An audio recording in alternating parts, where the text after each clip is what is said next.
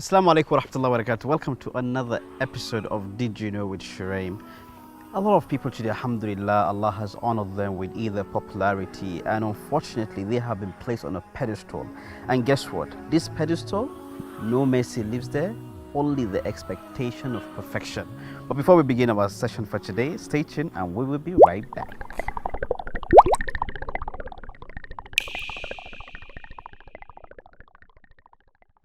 Welcome back, and my guest for today is none other than Mufti Menk. Assalamu alaikum. Wa alaikum salam wa rahmatullahi wa barakatuh. Good to have you on the program. MashaAllah, lovely to see you. I'm excited, mashallah, that you agreed to join us on this program. Barakallah feek, only a pleasure. Jazakallah khair. I love the setting and the outdoor theme, mashallah, beautiful. Jazakallah khair. Thank you so much for coming on board.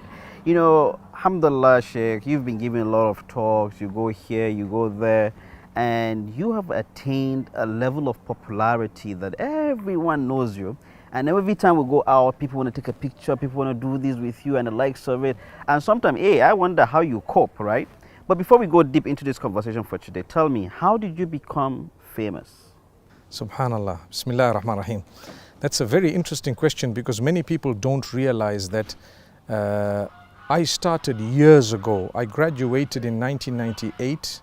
1999, I started working in early 2000. I was on social media at a time when very few scholars were on social media. And I started using it bit by bit, and slowly but surely we kept going. And I kept a lot of different principles in mind because it was just after September 11 when things became very nasty and people were looked at as terrorists, Muslims were being persecuted, they were being harmed, hate crimes were being committed against Muslims in many countries in the world. And so what happened is, when I started, one of the main aims that I had was to prove to people who hated Islam that Islam is actually a beautiful religion. And so I kept the consistency. Facebook, later on Twitter, and what I had is a non-copyright policy where people could actually post whatever videos they found of mine. I remember the first videos that we had started were actually videoed in or were recorded in Cape Town. And mashallah, they were on YouTube. At that time, I didn't have my own channel, but we used to use Souk Islam, Par Excellence, a few of the other guys, and I didn't really have the time. I was teaching Imam in the masjid, I had so many other commitments, Mufti, the head of the committee of Fatwa and guidance. We have a lot of charitable work. So in the country, in Zimbabwe, I was doing a lot.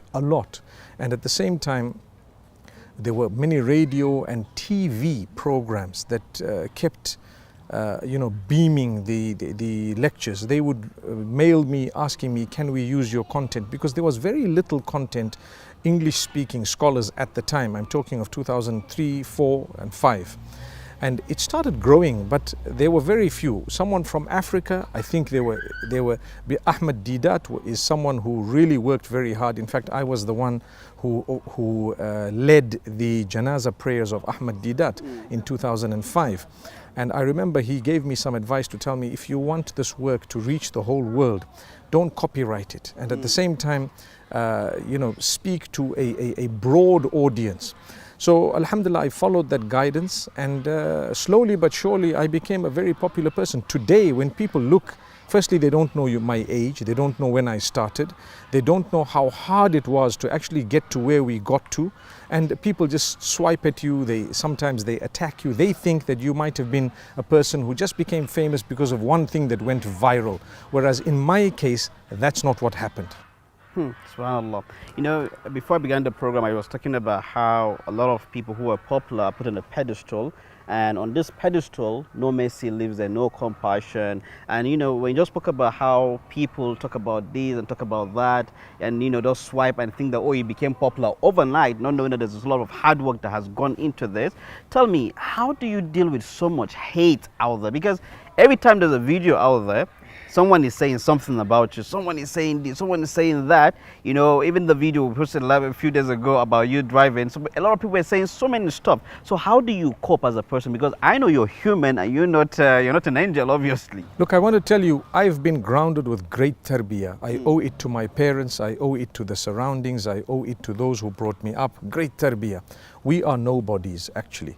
But at the same time, we have fear of Allah. We have a deep-rooted love and concern for all those whom we found on earth. We care for them. We love them. We want goodness for them.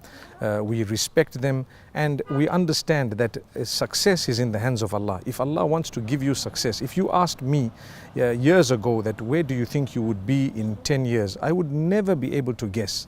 I didn't even have it in my dreams that we would have achieved what we did. But it's up to Allah. So Allah who gave it to you can easily take it back.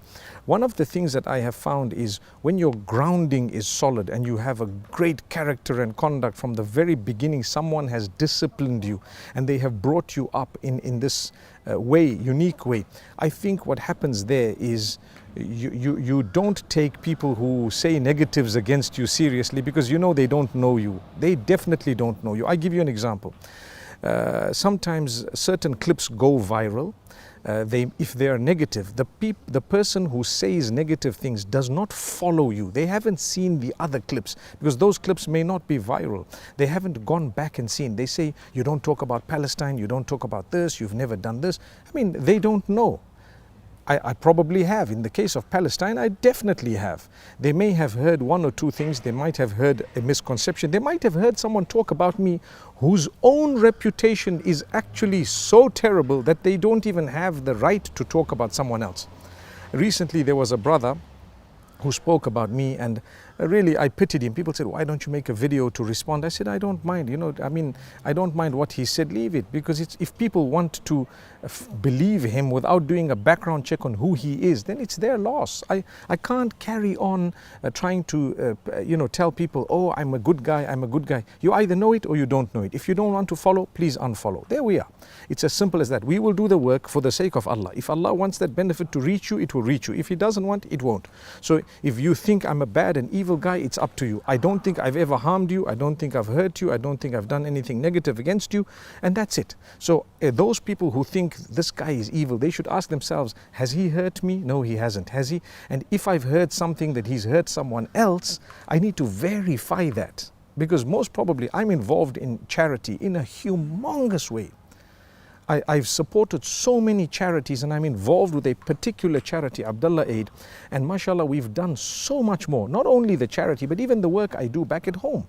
A lot of it is very charitable. We reach out to people, we've helped in war zones, we've humanitarian assistance obviously, we've helped in areas that people would never imagine we've helped, and we've empowered people in such a way that Allah knows and they know. And this is thousands of people. So I don't mind. If you don't like me based on what someone has said about me or what you think about me, you can fly a kite. That's been my policy from the very beginning. I might try to clarify it for you if need be. Otherwise, I won't. People say, oh, you've never used the term, certain terms online. Well, look, either I have and you haven't seen them, or I haven't for a reason. You got to trust me enough regarding that reason. I'm educated. I fear Allah, inshallah. I have quite a bit of Islamic knowledge, inshallah. I'm not an angel like you say. I'm not perfect. As you know, I am open for correction. I will always correct myself, but it doesn't mean that I have not studied what I'm trying to achieve. Maybe your brain has not allowed you to reach this type of conclusion. It's okay. I mean, in my case, I've crossed a 10,000 mark some time back. What do I mean by a 10,000 mark? The number of reverts that have reverted to Islam based on the effort we've been able to make by the will of Allah. And I stopped counting, and I thought to myself, there's no point counting how many reverts, but I want to say it's all because of a strategy. It's all the help of Allah. It's all because you planned something. You said it in a certain way. You let people come in. Those who hated Islam, they started saying, well, at least it's not such a bad religion. We used to think it was bad, but it's guys like this who've made us realize that it's not that bad. So if all this has made you popular, you've not compromised the deen.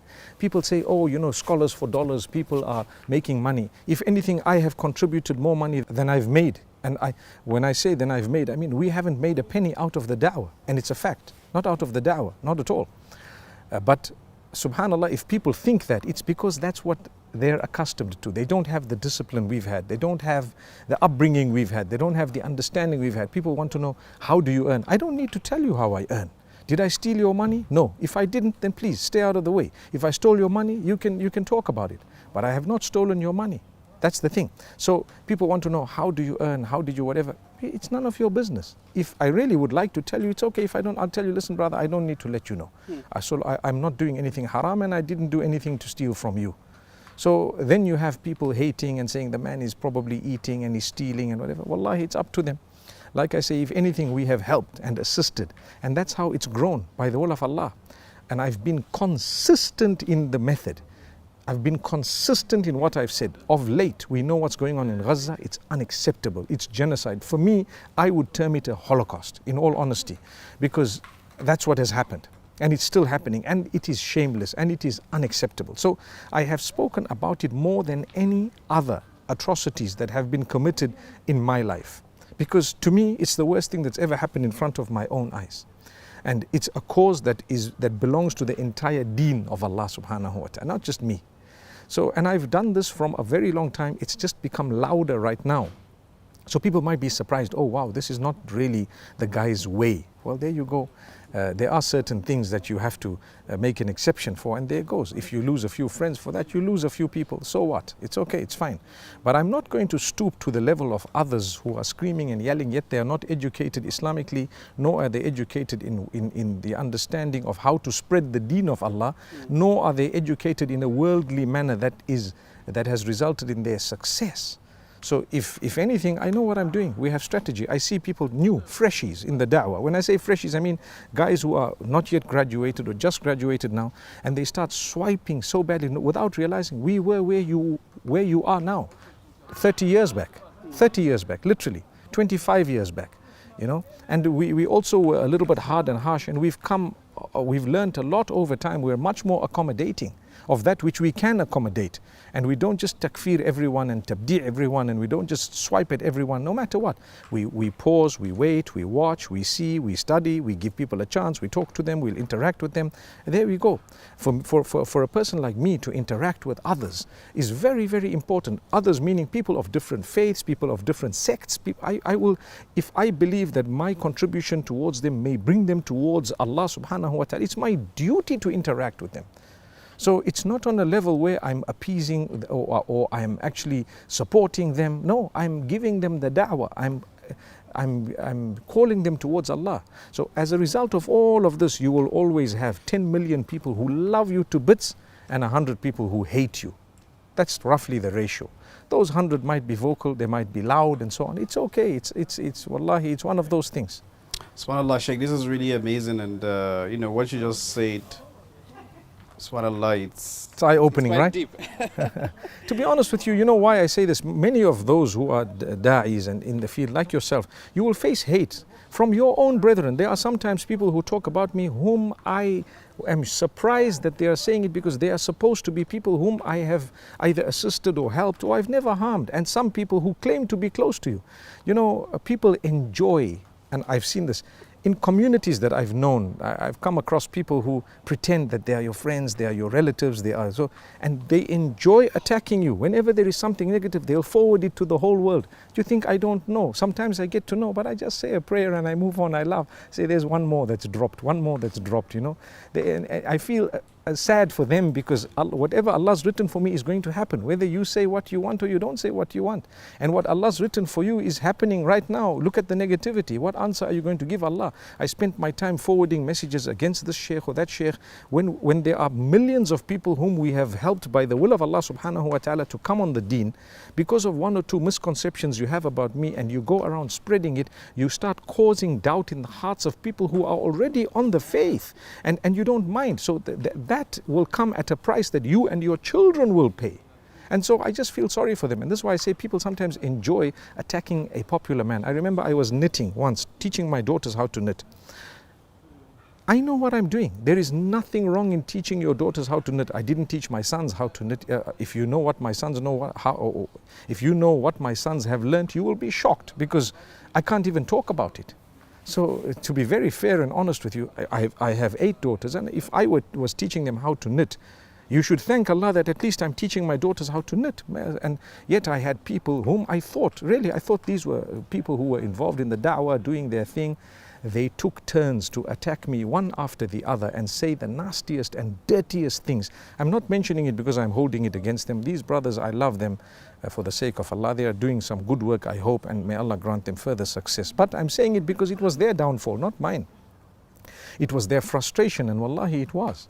If they saw, oh, this, and when I spoke, for example, about wives, and there is a clip doing its rounds about, oh, if my wife were to tell me to move to the side, I would move to the side, and so on. There is a clip. That clip is a short clip that someone cut out of a longer lecture, which was talking about the friends that you have and giving them preference over your spouse after you are married, which is ridiculous.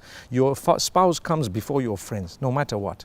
So I was just giving an example that they call you a chicken sometimes because you didn't spend the night with them, you went home at 10 o'clock. What's wrong with them calling you a chicken? If they called me a chicken, I would quack for them. You know, chickens don't quack, by the way. But I just said it by way of giving an example. People cut a small clip and they started saying, this guy is a simp, this guy. Those swear words that you're using against me, they won't bother me, they won't affect me. Does it look like, for example, it has affected my work? No, it hasn't. If anything, it's probably given us greater exposure. But it's affected you, your work, your brain, your system, your deen, your connection with Allah, your akhirah, your Jannah, your Jahannam. Everything is affected by those dirty words that you uttered about someone you've never met, you don't even know. You've just seen. The other day I saw someone who's a convicted murderer speaking, and he was speaking about me, saying this guy is a Zionist and he's a Jewish this and that and whatever. All alone. I feel sorry for these people. I really feel ashamed that these guys, they don't realize it will bother them. You can't say that about someone. You don't even know the guy. You've never met him, and I don't think he wants to meet you either. To be honest with you, you've never met him, you haven't breathed the same air, you haven't been in the same place he has, you don't know a thing about him. You saw one clip, and I heard the brother saying, I don't follow him, I don't listen to him, but I can tell you he's a stray, he's this. Come on, you refuted yourself by saying, I don't follow him, I don't listen to him. But I heard a short clip. You're already refuting yourself. So it means you judged a whole human being by one short clip you heard about him. Come on. And this man is supposed to be so intelligent. Some of his work is really good, to be honest with you. Although he's a convicted murderer, whatever might have happened, Allah knows best. But someone told me, look, please leave this brother alone. This is his history. If you go to Google and search, you'll find history of this brother. So leave him. He might be a little bit. I felt, no, wallahi, this is a brother. He's ought to be given another chance, no matter who they are. That is me. That is me. If I see a criminal, I would love to see him being corrected and given another chance after having served whatever sentences he may have in terms of the legal issue. That's not mine, but in terms of rehabilitating someone, I'm there. I visited correctional services and prisons so many times to see the inmates, to give them hope, to give them courage. Inmates who come out, we work with some of them to try and reintroduce them into society and community. When the world has written off a popular person because of their mistake, I'm a person who would like to try to empower them and bring them back, because I'm not a person who can cancel someone forever. I'm a father, I'm supposed to be a leader, I'm supposed to be a mentor. If you've made a mistake tomorrow, you might have done something that is a major sin, and the world got to know about it because you're a known figure. I want to tell you, I would reach out to you and say, brother, I would like to help you. And I would be the one who would say, as a son of mine, as a person who's in the da'wah, I would like to see you come up again. Let's make amends. Let's try. Let's change your life. Let's do. The world is not forgiving, but I'm a person, as a leader, as a father, I will try with you again and again and again and again until I see you come back, because that's what Allah wants from us. Nabi Muhammad ﷺ worked on the kuffar and the biggest murderers. He worked on Khalid ibn al-Walid ibn al-Mughira, who killed so many companions. He brought them, he became such that you are not allowed to say his name without radiyallahu anhu in terms of respect. That was Khalid. Who was Umar? Who were these people? Who worked on them? Someone worked on them. That's when they came out. Similarly, even Muslims, if you have your own son on drugs, your own son has done something really bad, would you just kick him? Would you just say it's the end of the world for him? Who is there from amongst our scholars who is prepared to specialize and work with those who are downtrodden and cancelled in the world? People have made a mistake. I want to reach out to them. Hey, listen, if you need any help, I'm here. You want to talk to someone, I'm here. Only for the sake of Allah, not because I'm interested in a woman, not because I'm interested in something, in your money, in anything. No, I'm interested in pleasing Allah by reaching out to you. If you and the resources you had and the popularity you had and the power you had in negativity can be used in positivity, wallahi, we will succeed. So that's the reason why, whether it is Nicki Minaj or whoever else it may be, if someone reaches out to me, I will be prepared to talk to them, and I don't care what the world thinks, because you know what, I'm not doing it for them, I'm doing it for Allah. And if they think you want this and you want that, trust me, you know what, if you look at my family and what Allah has blessed me with, I don't need anybody, in the sense that I remember once there was a woman, and this is it's a very sad thing, but anyway, there was a woman who was really serving us on an aircraft, and she was so arrogant, and I told her, look, if you are going to behave this way, we've paid for the service. I really don't mean that I don't want to be rude to you or mean, but what I would like to let you know is, if you want to try and impress me thinking that I'm going to look at you and think, wow, you know what I have at home is far better than anything you can compete with. And wallahi, she was embarrassed. Later on, she came and apologized to me. She said, look, I didn't realize I offended you and so on, and I was wrong and whatever. It's okay. But the point I'm raising is, we're not interested in that. The people out there who think, oh, you're interested in this woman because you commented and because you did and because you spoke to her and because you gave her a chance. I'm not interested in the woman. I'm interested in Allah. I'm interested in pleasing Allah. I'm interested in empowering her so that we can actually achieve something for the ummah and even for an individual. If the hadith says, لأن يهدي الله بك رجلا واحدا خير لك من حمر النعم, if Allah has used you to guide a single person, it's better for you than the most valuable of the conveyance at the time, that man had. It's more valuable than what you can imagine. If that's the case, surely if I'm used to guide one person, I'm excited, whether it's male or female, whoever it is. And I tell you what, a lot of the people who are downtrodden, those are the ones who soften and come towards Allah. There are people I've known who are very popular. They make mistakes, one or two. When I've reached out to them, they've told me, wallahi, you're the only person who's come up and shown us that, you know what, this is what the deen is all about. Don't worry, you're in your lowest moment. It's not the end of the world. Come up, Allah will grant you the goodness. There. But others, they kick them when they're down. Do you know, a lot of the prisons, people accept Islam in the prisons. Why? They are in their lowest, and the Muslims show care. When we visit, for example, a correctional service or a prison, and we show them care and so on, they feel connected. There is a brotherhood, there is a bond, and that's the beauty of it. So I know I've spoken a lot, but to be honest with you, it's a topic that is so deep that we need to go into it. You cannot just cancel a person. It's very difficult for me to walk out. So many people want to take photos, and at the same time, a few of them hate you. Look, I was in Medina the other day, a few days ago, and I'll tell you, 3 students from the university were walking past in Ihram late at night, and I was walking around to go and do salam to the Prophet ﷺ, and I thought, I saw these 3 guys, and I knew they looked like Tullab Ilm, like they had little beards, they were in Ihram, they were probably going to Mecca. And I just said, Salam Alaikum, I smiled at them, and the response they gave me? Such hateful, hurtful words. The guy, don't salam me, and so on, and speak the truth, and dirty words I don't even want to repeat now. I feel sorry for them. They haven't even started their lives, and look at the type of minds they have. They don't even know me. They must have heard a thing or two. I hope they hear this and they really seek the forgiveness of Allah. For me, I don't hold it against you. I feel sorry for you. I really feel sorry for you, because you haven't even started your life. You don't even know where we were, where we are, what we do, and so on. And you must have just heard a few things. I might not be specialized in something you want me to specialize in, but we have hundreds of thousands of da'is. We are not specialized in the same things. I don't need to do exactly what you're doing. You are Shuraim, you are doing something, I appreciate it.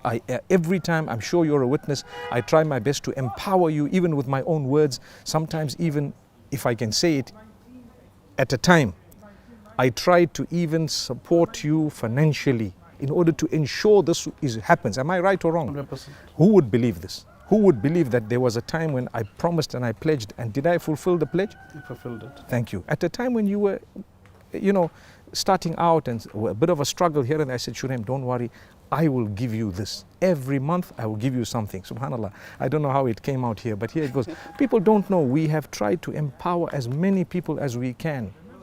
Some we may say, some we may not say.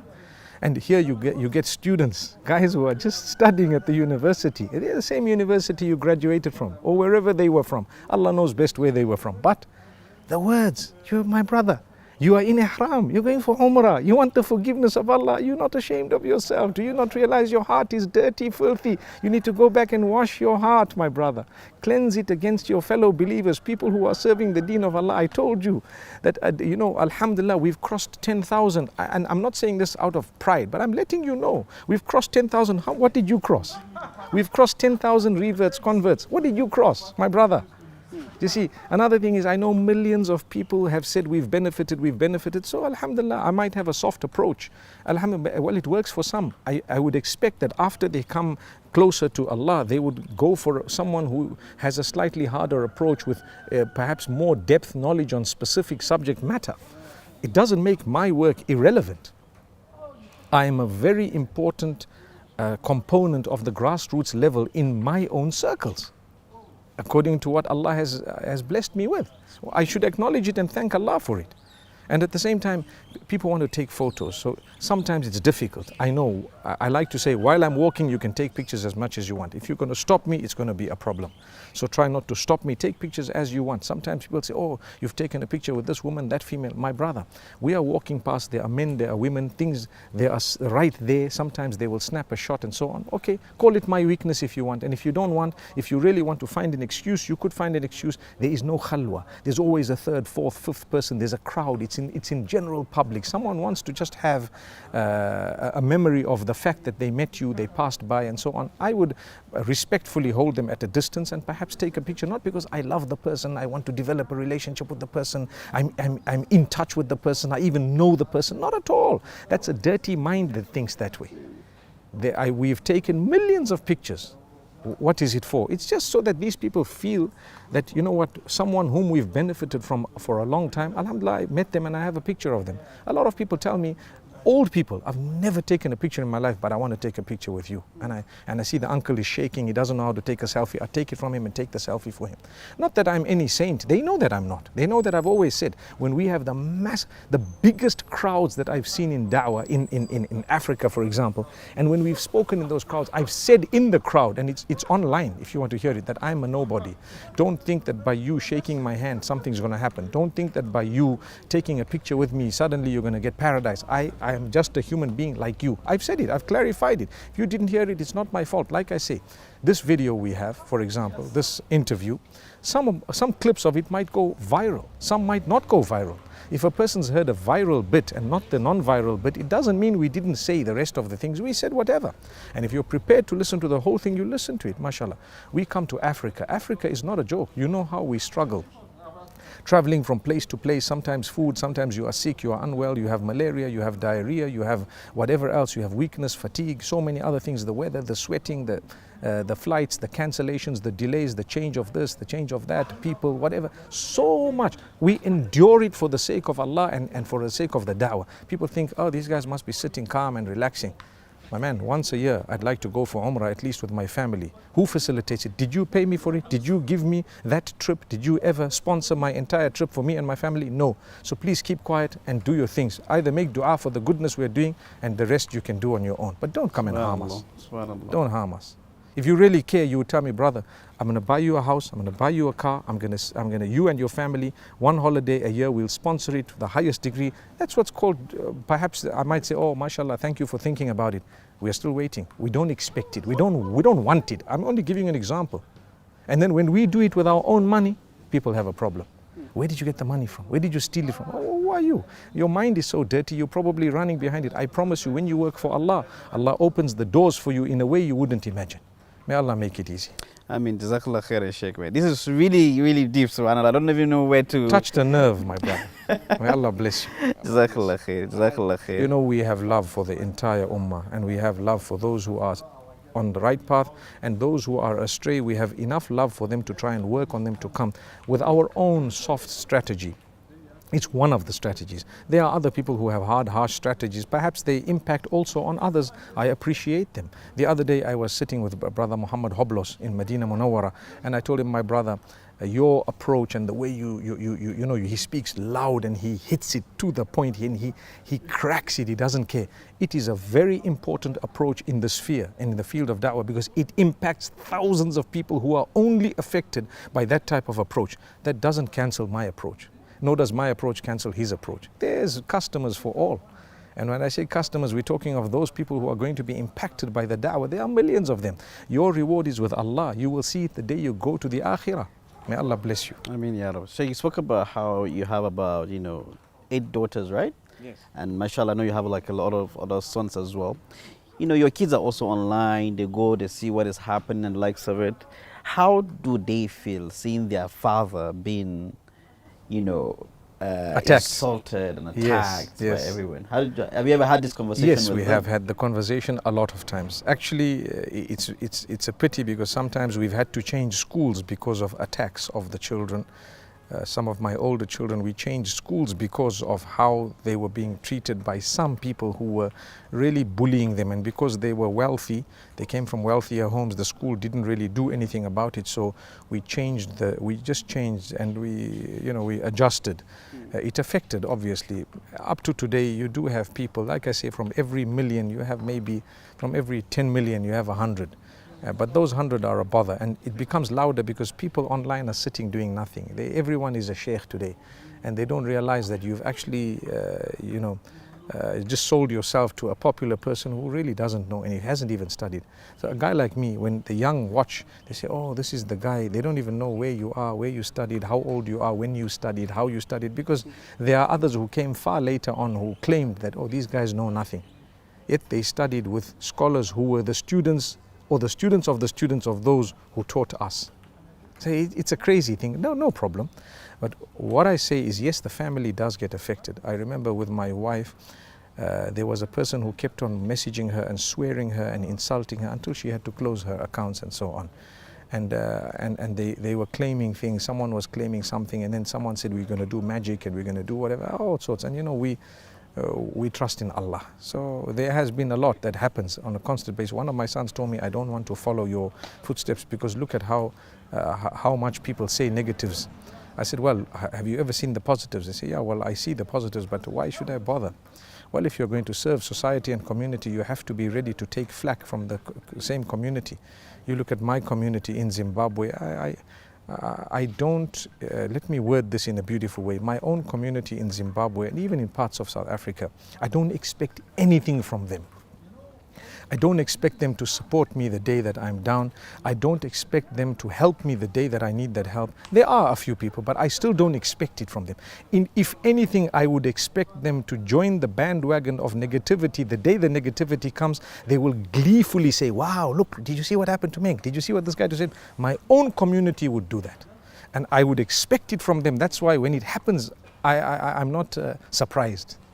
And why I say this is that's the nature of humankind. They don't appreciate. They don't. Very illa man rahimallah. Besides a few, even those who greet you, they smile at you, they're chums with you, they will take a photo with you, they will hug you. The day a negativity comes about, they will be the first people to forward it to everybody and to gleefully be excited about it and even tell you behind your back sometimes. Sometimes they might have the courage to let you know that you are a big letdown and a sellout and so on. My brother, do you know, we've helped you and your children, and sometimes we've even taught the kids. I used to teach at a madrasa. I taught some of these kids growing up.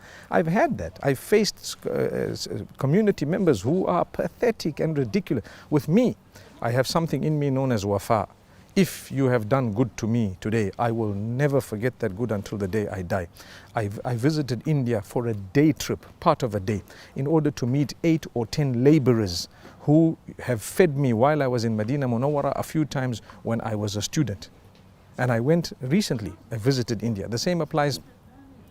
I have visited others whom, now when I went to Medina, I went to visit a man who's now a very old man. When we needed to make a phone call to receive phones, he used to allow us to use his landline at his shop. And I went to visit him. There was a lady who used to feed some of the students. I went to visit them. Elderly, they are old. I go to visit because those are the real people who were there at a time when you were a nobody. They are somebodies, subhanallah. So I have that habit. Why? I told you at the beginning of this interview that we have been brought up with culture, with discipline, with morals and values and amazing upbringing. So we don't think cheap of people. We are people of value. I would give my life to save the lives of others. I would definitely do that. And I would never, me harm you, no chance. Inshallah, no chance. If there are some people, a few scholars, 2 or 3 scholars whom I would like nothing to do with, I don't hate them, I wouldn't harm them.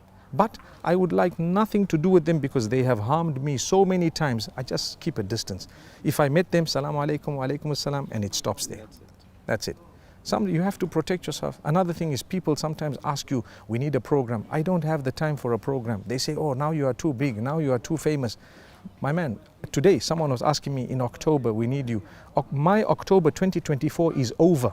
I already have a program in Zanzibar, in Sierra Leone, and there's so many things happening.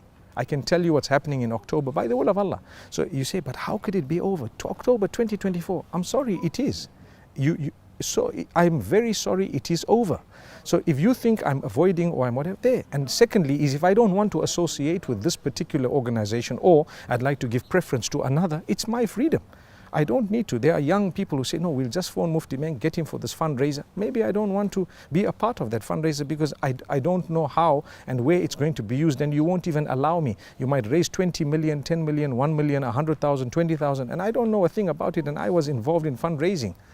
So I have a right. I'm a free man. I'm not enslaved. But another thing is, what do you pay me nothing, and I don't want to be paid. I come at my own expense. I will visit at my. People say, what does it cost? With me, it costs nothing. What does it cost to invite Mufti Menk? With me, it costs nothing. I come at my own expense. I'll stay at my own expense. If you would like to volunteer to give it to me, alhamdulillah. But I won't ask you a thing. I do it at my own expense. And on top of that, you expect that I owe it to you? No ways. I'm doing more work than you. I'm doing a million times more than you. So don't tell me you're doing nothing just because I didn't come to your organization. I couldn't help your organization or you as a person, that I'm doing nothing. I'm helping way beyond your imagination. We've been into countries, we've paid hospital bills of thousands of people who couldn't pay hospital, even here in Nigeria. I'm sure you're aware of that. We've provided people with so much. We've now in Gaza, we've done a lot, and mashallah, it's not enough. We still keep on doing, and mashallah, through the proper legitimate channels. And we make sure that things are done. I don't need people to come about and cheer me on or off. I don't care. You can think whatever you want. I have an Allah to go back to. I'm not going back to you. If I close my eyes, if your life is either going to continue or you will close them too. I'm not going back to you. I'm going back to Allah. I need to please Allah. That's what it's all about. So if you think that I'm a sellout, so be it. So be it. Subhanallah. You know, Sheikh, we've come to the end of this interview. But just before I end this discussion, I was discussing with my friend Abdul Samad, who is an expert in AI. And he showed me an AI with your face and you speaking. And he said, Shuraim, watch, I will make Mufti say something different. And automatically, he showed you saying something different. And subhanallah, you know, I wanted to ask you this when you came to Nigeria, because with this, you're easily impersonated. Easily a video can go, because you don't have copyright on your videos. That's number one. So your videos are out there. Easily someone can impersonate you and say, you've said A, B, C, and D. How do you deal with this? I do have a level of copyright now in order to save ourselves from things. But I can tell you something. It's very dangerous. People talk to others, they think, I know Mufti Menk, you've never spoken to me, I don't know you. So who am I speaking to? Some fraud. If it's not a verified account, then it's not me. And if I would not really be speaking to you from a verified account, unless there's an explanation as to why I'm talking to you and how it got to that point. I also have a team that deals with my online presence. So some of the team members have certain discretion and certain permissions. So you remember something, if you're talking to me, you need to know who you're talking to, and you will be able to tell this is the person, the person. But remember something, we're living in an age of deception. A lot of what you see out there is fake. There's an interview doing its rounds, it's been edited and fake. They've chopped and changed things. There's videos doing their rounds, they are fake, literally fake. There's something about Imam Mahdi doing its rounds, it's fake. Today someone sent me something about selling medication, and they were using my voice again, and in Urdu in Pakistan, it's a fake. So many things are fake. You have to be alert, you have to know AI is alive. And AI is used for good and bad as well. So they use your voice and they can speak even in a different language. Just before we end the program, Sheikh, what advice do you have for unmarried men and women out there? That was quite random. Yeah. Married men, mashallah. I think we need to invest, a good piece of advice, we need to invest in our families. Invest in your spouse a lot. Time, effort, energy, communication, money as well. Invest in your family members on both sides, husband and wife, both ways. And invest in your children, invest in your parents, because that is what is your duty and responsibility. You will create a generation that you will be proud of, and Allah Almighty will grant you acceptance. That's a quick piece of advice. Obviously, it comes with a taqwa Allah and so many other things. All this, it's called a deen investment. I don't mean it in devoid of Allah. Allah is in the equation always. Jazakallah khairan, Sheikhna. Thank you so much for coming on the show. Barakallah. Jazakallah khair. Thank you so much. As you all know, whenever I interview Mufti, I just ask just 2 to 3 questions, and khalas, yani, he says everything that I intend to ask. May Allah make it easy. And subhanAllah, let's be of those that verify issues. Don't go around putting hate out there. Verify issues before you say things. If you're not doing the good work, at least the best you can do to those who are doing the good work is to gag up and keep quiet when you see things that you are not much clear about. May Allah make life easy for us. Until the next episode, I leave you on the care of Allah. Assalamu alaikum wa rahmatullahi wa barakatuh.